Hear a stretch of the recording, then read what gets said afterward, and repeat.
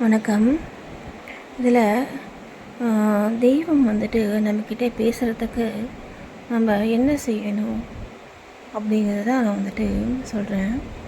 நாம் என்ன செய்தாலும் சரி, என்ன நம்ம என்ன செய்தாலும் அந்த தெய்வத்துடைய அருள் வந்து நமக்கு இருந்தால் தான் அது நம்மக்கிட்ட பேசும். இதுதான் வந்துட்டு ஒரு அசைக்க முடியாத உண்மை இது. சரிங்களா? முதல்ல நம்ம வந்து எப்படி இருக்கணும் அப்படின்னா, நம்ம மனம் வந்துட்டு அமைதியாக இருக்கணும். மனதில் வந்துட்டு எண்ணங்கள் வந்துட்டு ரொம்ப ரொம்ப ரொம்ப ரொம்ப ரொம்ப கம்மியாக இருக்கணும். எண்ணங்களே வந்துட்டு இல்லாமல் இருக்குன்னா ரொம்ப நல்லது. ஏன்னா அந்த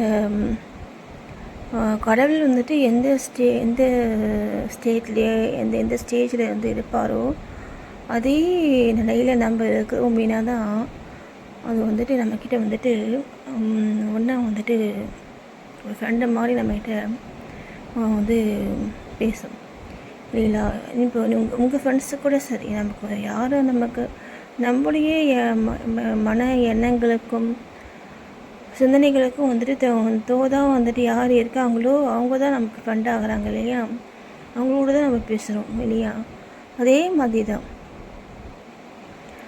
மாதிரி தான் கடவுளும் சரி, அவருடைய எண்ணங்களுக்கும் அவருடைய சிந்தனைகளுக்கும் ஏற்ப எந்த மனிதர் வந்துட்டு இருக்காங்களோ அவங்கக்கிட்ட அவங்க கண்டிப்பாக பேசுவாங்க.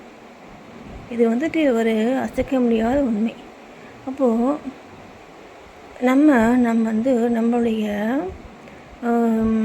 தகுதியை நம்ம அந்தளவுக்கு நம்ம வளர்த்துக்கணும். நம்ம இப்போ தியானம் பண்ணுறது தான் வந்து ஒரு எளிய முறை. மன எண்ண ஓட்டங்கள் அந்த சிந்தனையுடைய மன அலைச்சல் வேக குறையிறதுக்கு தியானம் பண்ணுறது ஒரு எளிய வழி. தியானம் பண்ண பார்த்திங்கன்னா அந்த மனதிலிருந்து உண்டாகக்கூடிய எண்ணங்கள் வந்துட்டு குறைய ஆரம்பிக்கும். வந்துட்டு ஸ்டாப் பண்ணாலுமே பார்த்திங்கன்னா போக போக உங்களுக்கு மனதில் வந்துட்டு எண்ணங்களே தோன்றாது. சில எண்ணங்களே தோன்றாமல் இருக்கக்கூடிய நிலையில் தான் மனதில் வந்துட்டு ஒரு அமைதி இருக்கும். அந்த அமைதி ஸ்டேட்டில் தான் நமக்கு கடவுள் வந்துட்டு நம்மகிட்ட பேசுவார். கடவுள் வந்துட்டு அதே நிலையில் வந்துட்டு இருப்பாங்க. சரிங்களா? அப்போது அது அவருடைய நிலையில் நம்ம இருக்கும் பொழுது நமக்கு அது தன்னால் வந்து ஈஸியாக வந்து கைகூடி வந்துடும். இப்போது நான் வந்து இப்போ கோயிலுக்கு போகும் பொழுது முக்கியமான விஷயம் வந்துட்டு என்னென்னா, நம்ம செலுத்தக்கூடிய அன்பு. சரிங்களா? இது ஒன்று மட்டும்தான் நம்மளை எந்த தெய்வத்துக்கிட்டேயும் நமக்கு பக்கத்துலேயே போயிட்டு நம்மளை வந்து வைக்கும். சரிங்களா? நம்ம வந்து ரொம்ப வந்து ஒரு ஃப்ரெண்ட்லியான என்ன வந்து அவங்கள வந்துட்டு ரொம்ப வந்து பிலீவ் பண்ணணும், நம்பணும். சரிங்களா? அந்த உண்மையான அந்த நம்பிக்கை தான் அந்த கடவுள் வந்துட்டு நம்மளை வந்து நெருங்கி வர்றதுக்கு ஒரு வாய்ப்பு வந்துட்டு உண்டாக்கி தரும். அந்த மாதிரி நம்மளை நெருங்கி வந்துட்டு வராரு அப்படின்னா நம்ம அதை அப்போ தான் வந்து நம்மகிட்ட வந்து அவருடைய நம்முடைய மன எண்ணங்களுக்கு தகுந்த பதில் வந்துட்டு அவர் வந்துட்டு சொல்வார். நமக்கு தெரியும். சரிங்களா? நம்ம வந்துட்டு ஏதாவது வந்து ஒரு மனக்குழப்பத்திலேயோ இல்லை ஏதாவது ஒரு பிரார்த்தனையிலேயோ நம்ம வந்து இருக்கும் பொழுது அதுக்கான வந்துட்டு ஒரு தெளிவான வந்து ஒரு ஆன்சரை நமக்கு தோணும். இதுதான் இப்படி தான் இருக்கணும் அப்படின்னு தோணும். இதே மாதிரி வந்துட்டு நமக்கு தோணணும் அப்படின்னா நம்ம அந்த தோணக்கூடிய நேரத்தில் நம்முடைய மனது அமைதியாக இருக்கணும்.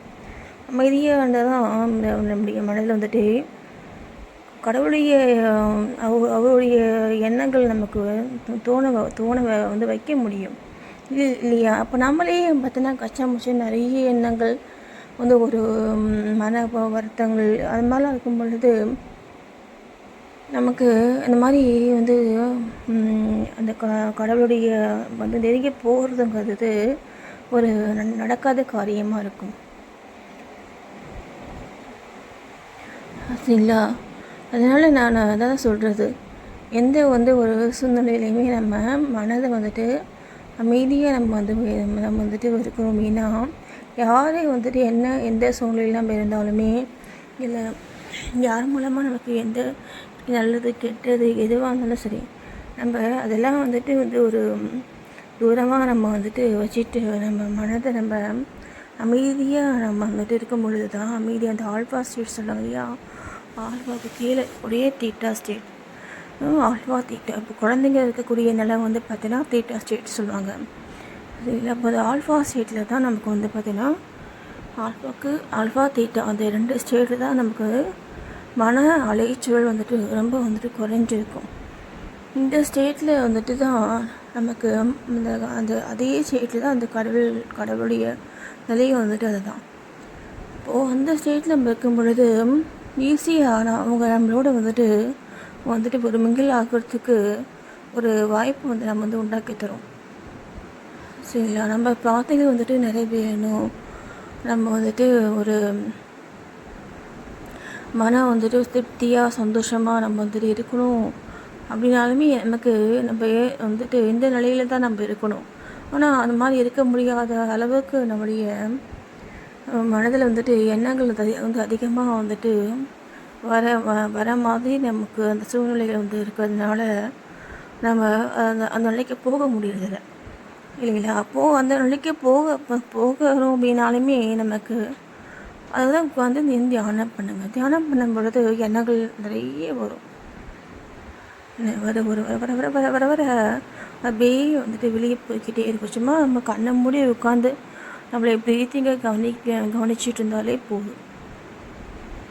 நம்முடைய இந்த எண்ணங்கள் வெளியில் போக போக போக போக நமக்கு அந்த எண்ணங்கள் வந்துட்டு குறைய ஆரம்பிச்சிடும்.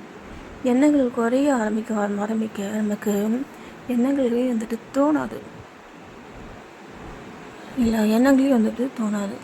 இந்த எண்ணங்கள் வந்துட்டு குறைய பார்த்தீங்கன்னா ரேராக ஒரு 1 ஹவருக்கு ஒரு தாட் அந்த மாதிரி தான் நமக்கு இந்த எண்ணங்களே வந்துட்டு தோணும். அதை நம்ம என்ன செய்யணுமோ அதுதான் நமக்கு தோணுமே தவிர மற்றபடி வேறு எந்த யாருடைய எண்ணங்களும் நமக்குள்ளே நம்மளை வந்துட்டு ஒரு அந்த ஆளுமை செய்ய நம்ம வந்துட்டு இடம் தரக்கூடாது. சரிங்களா? நம்ம எண்ணங்களை நம்ம கவனத்தை வச்சுட்ருக்கும் பொழுது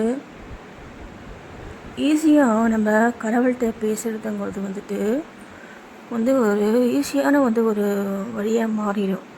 நம்ம செய்ய வேண்டியது இது ஒன்று தான். இதை தவிர நம்ம அது பேசணும், நமக்கு கடவுள்கிட்ட பேசணும் அப்படின்னாலுமே அந்த கடவுள் நமக்கு நம்ம மேலே அருள் செய்யணும். அந்த கடவுள் நினைக்கணும். சரிங்களா? அதை நினைக்காமல் நீங்கள் பேச முடியாது. அது நினைக்கணுன்னா நீங்கள் அந்தளவுக்கு நீங்கள் அது மேலே ஒரு அன்பாக, ஒரு பாசமாக, ஒரு பிடிப்பாக இருக்கணும்.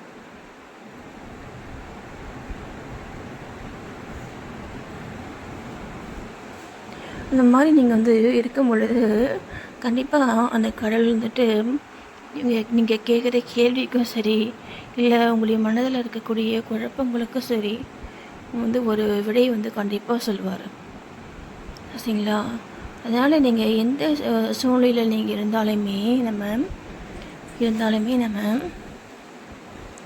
அதெல்லாம் நமக்கு என்ன தேவையோ அதை மட்டும் நம்ம யாருடைய எந்த ஒரு இந்த நெகட்டிவ்ஸ் அந்த ஒரு பேடு இது எல்லாமே நம்ம ஒதுக்கிட்டு நமக்கு என்ன தேவையோ அதை மட்டும் அதை நோக்கி நம்ம போகும் பொழுது நம்ம கோயிலில் கூட சரி, கோயிலுக்கு நம்ம போகும் பொழுது கூட சரி, நம்ம என்ன மாதிரி ஒரு நிலையில் இருக்கோம் அப்படின்னா கண்டிப்பாக நமக்கு கடவுள் நம்மகிட்ட பேசுவார்.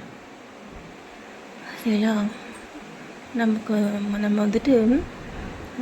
அதுக்கு நம்ம உள்ள தகுதியை நம்ம உடையவங்களாக நம்மளை மாற்றிக்கணும். சரிங்களா? நான் சொன்ன மாதிரி மனதில் எண்ணங்கள் குறைய நமக்கு மனது அமைதியாக இருக்கும் இல்லைங்களா?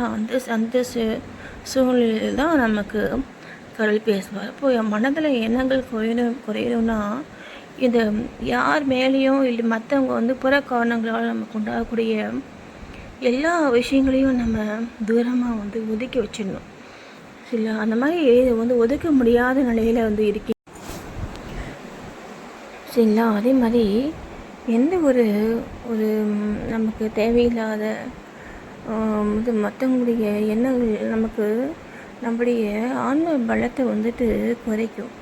சரிங்களா? அது நமக்கு ஆன்ம பலம் குறையும் பொழுது நம்ம கடவுள்கிட்ட நெருங்கி போகக்கூடிய அந்த தூரம் அதிகமாகிடும். சரிங்களா? அதனால் நம்ம அந்த யாருடைய எண்ணங்களுக்கும் பெரிய ஒரு அளவில் இம்பார்ட்டன்ஸ் கொடுக்காம, முக்கியமாக நமக்குள்ளே எந்த ஒரு நெகட்டிவ் எண்ணங்களும் இல்லாமல், நமக்கு என்ன தேவையோ அதை மட்டும் நம்ம நினைக்கும் பொழுது, அது மட்டும் நினச்சிட்டு இருக்கும் பொழுது கண்டிப்பாக அந்த பிரார்த்தனை நமக்கு நிறைவேறத்துக்கு கடவுள் நமக்கு உதவி செய்வார். அதே மாதிரி நம்ம கடவுளும் அப்போ தான் நம்மகிட்ட பேசுவார்.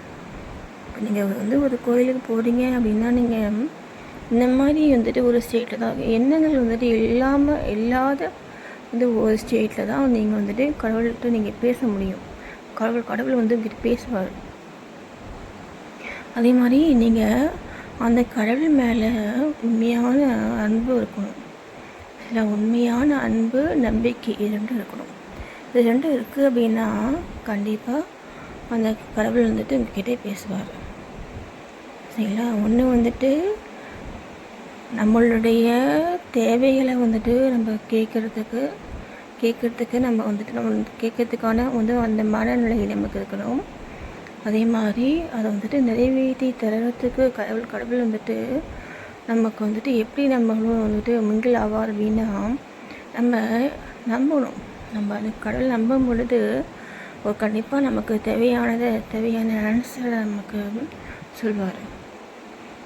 சரிங்களா? நமக்கு நம்முடைய ஒரு மன அமைதிக்கு நம்ம என்ன பண்ணணுமோ அந்த ஒரு வழிகாட்டுதலை அவர் செய்வார்.